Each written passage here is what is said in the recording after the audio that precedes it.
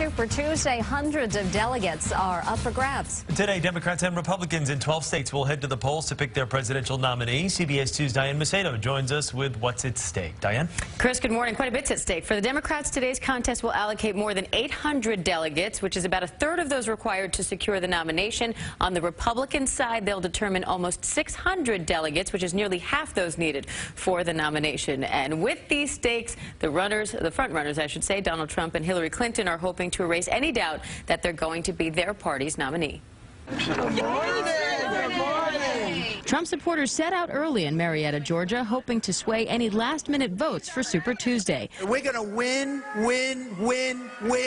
A CNN poll shows Trump dominating his Republican rivals with 49% of Republican primary voters nationally.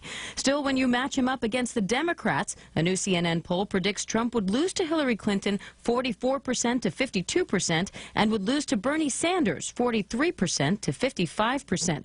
CBS News political director John Dickerson says that combination has the Republican Party very worried.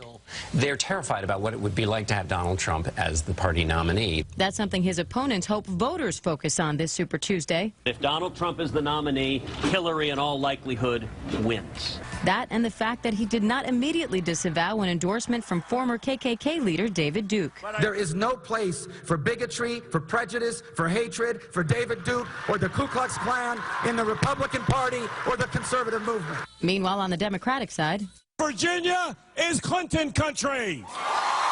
Clinton country could stretch from Virginia to Texas today. She's leading by 20 points or more in polls of all the southern states holding primaries. But Sanders looks strong in Colorado, Minnesota, and Oklahoma, and is also counting on Vermont after casting his own Super Tuesday vote in his hometown of Burlington. I am confident that if there is a large voter turnout today across this country, we are going to do well. And if there's not, we're probably going to be struggling.